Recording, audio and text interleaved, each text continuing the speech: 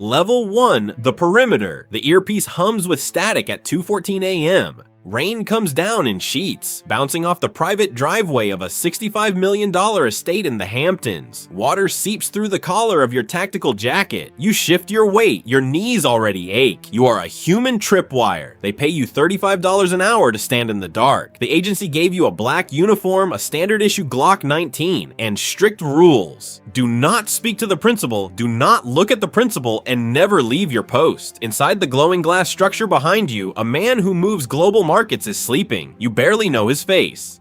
Echo 4, status. The radio crackles. Echo 4, clear. You murmur.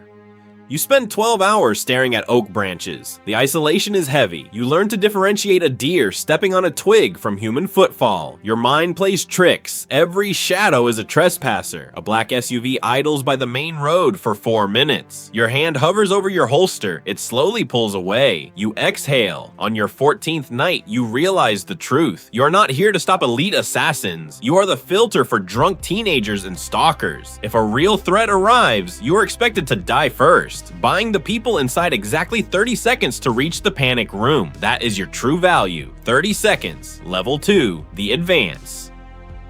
The private dining room smells of truffles and expensive wax. It is 3 p.m. The principal's reservation is at 8 p.m. You are no longer standing in the rain. Wearing a tailored suit, you sweep the mahogany tables with a handheld RF scanner, checking for listening devices. The rhythmic clicking is a metronome for your paranoia. You are the advance team, the ghost who clears the path. Moving through the kitchen, the staff parts around you. You demand the full legal names of the waitstaff assigned to table 4. Is this necessary? The maitre d' asks. You just stare until he hands over the clipboard. You test the panic bars. You map the primary evacuation route through the service elevator. You identify a dangerous bottleneck near the restrooms and note to position a static guard there at 7:30 p.m. At $85,000 a year, you travel 3 days ahead of the principal. You exist in the future, anticipating problems that haven't happened. You see the world entirely as a landscape of threats. A parked catering van is a potential car bomb. A fan is an unknown variable closing the distance. You step onto the Manhattan sidewalk, sending an encrypted text to the detail leader. Location secure, route mapped, 3 vulnerabilities mitigated. You are no longer a tripwire. You are the intelligence. Level 3, the close protection.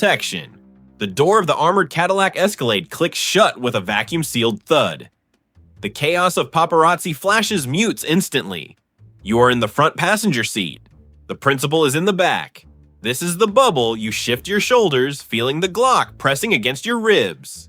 Through the rearview mirror, you glimpse the principal scrolling through his phone, detached from the frenzy outside. Drive, you tell the chauffeur. You keep your hands visible. You scan the hands of people pressing against the ballistic glass. Faces lie, hands hold weapons. You are the close protection operative, the physical shield. For 12 hours a day, you live 3 feet away from a man worth $40 billion. You hear his arguments. You hear him orchestrate corporate takeovers that will ruin thousands of lives. You learn the rule of level 3. You are furniture that can bleed. You are invisible until needed. You do not react to his jokes or flinch at his insults. You become an emotional void. The principal takes a call detailing a cruel plan to destroy a competitor's reputation. You feel a flicker of disgust, but crush it. Morality is a luxury. Your job is to ensure he breathes long enough to destroy his enemies. At the gala, you step out first. You unbutton your jacket to access your weapon. You open his door, placing your hand near his lower back, shielding his blind spot. You are his shadow. Level 4, the fixer. The neon sign of the all-night diner casts a sickly green light across the vinyl booth. It is 4:15 a.m. You slide a heavy leather duffel bag across the sticky table. Sitting across from you is a police captain. He stares at the bag. He destroyed a storefront, the captain rasps. Blew a .18 on the breathalyzer. There are witnesses. There were witnesses. You correct him softly. The security footage corrupted. A tragic server error. The witnesses suddenly remember the car being a blue Mercedes, not a silver Porsche. All that is left is your paperwork. Inside the bag is $150,000 in untraceable hundreds. The principal's reckless son is sitting in a holding cell. If the press finds out, the company's stock drops 2% to $800 million. $150,000 is a rounding error. You have moved beyond physical security. You are the fixer. You weaponize leverage, cash, and intimidation to handle messes bullets can't solve. Blackmail, extortion. The violent mistakes of a family that believes laws do not apply to them. My officers involved, the captain starts.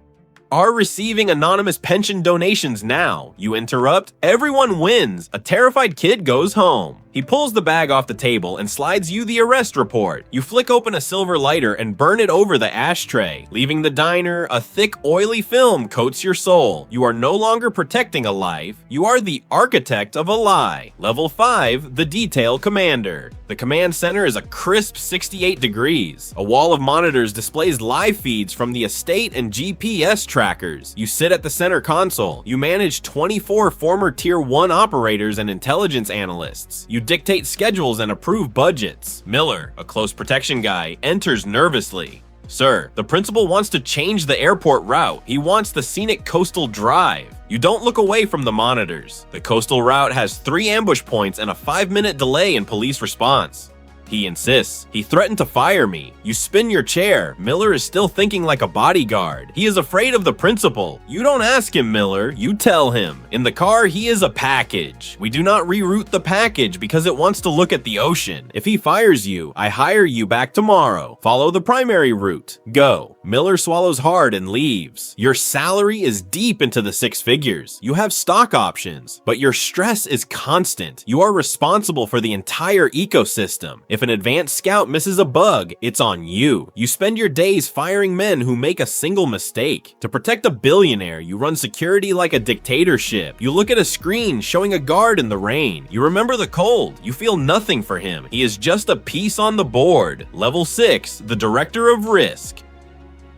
The mahogany boardroom is silent except for the hum of the projector. You stand at the head of the table in bespoke Tom Ford. You look like one of them. Seated around you are the principal, the CFO, and the head of legal. The Kestrel Industries merger cannot proceed, you state, clicking to a slide showing offshore bank accounts. The financials are flawless. The principal frowns. They are fabricated. You reply evenly. My intelligence team penetrated their servers. Kestrel's CEO owes $40 million to a Macau syndicate. If we acquire his company, the syndicate will squeeze us. The CFO looks pale. You are the director of risk. You operate in the shadows of corporate espionage and high-level blackmail. You manage hackers monitoring the dark web. You build dossiers. You weaponize information. How did you get this? Legal asks, terrified. I acquired it, you say. You don't mention paying a Kestrel IT admin $50,000 in crypto to leave a back door open. Kill the deal, the principal says quietly. He looks at you with a new, fearful respect. He realizes if you can do this to Kestrel, you can do it to him. Walking to your corner office, you pour a glass of 20-year-old Macallan. You have crossed a definitive line. You are launching preemptive strikes, destroying lives to protect a balance sheet. Level 7, the syndicate liaison. The Miami heat is oppressive at midnight. You sit on the deck of a 300-foot yacht anchored offshore. Across from you sits Alejandro, representing a massive South American shipping cartel. He smiles warmly, but his eyes are dead.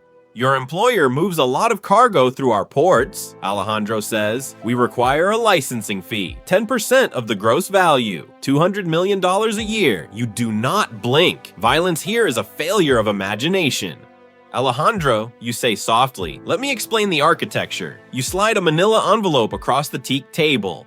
Inside are the GPS coordinates of your 3 primary jungle processing facilities. There are also routing numbers for the offshore accounts of your top 6 lieutenants. Alejandro's smile fades. My employer does not pay fees. If a cargo ship is delayed by an hour, those coordinates are transmitted to a private military contractor testing drone payloads. Those accounts will be frozen by my contact in Swiss banking. You lean forward. You dominate your jungle, but my employer owns the sky above it. Do we understand each other? Silence stretches over the sound of slapping waves. Finally, he nods. The cargo will move unhindered. You are a power broker negotiating with monsters, operating outside international law. You have absolute authority, but riding the speedboat back to shore, you feel profound emptiness. You have traded humanity for leverage. Everyone is a potential asset, threat, or collateral damage.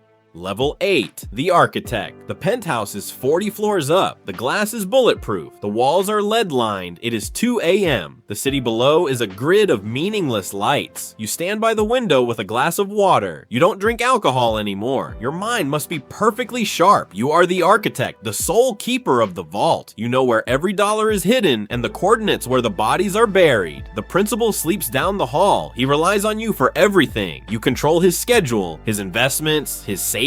You own him. You are the warden of his golden prison. Looking down, you realize you are locked in the cell with him. You have no family. Relationships are vulnerabilities. Love is a vector for blackmail. Your existence is defined by preserving one man's empire. Your phone vibrates. A secure message. New hire rotation beginning at Sector 4. Perimeter is fully staffed. You close your eyes. The cycle never stops. The machine demands constant fuel. You climb to the absolute peak to find nothing but cold air. You are untouchable and completely alone. Somewhere across the city, a new recruit is stepping out of a car in the freezing rain. He wears a cheap tactical jacket. He checks his radio, taking his place at the secondary gate. He thinks he understands the rules. He thinks he's just standing in the dark, earning $35 an hour. He doesn't know what it will cost him, but you do.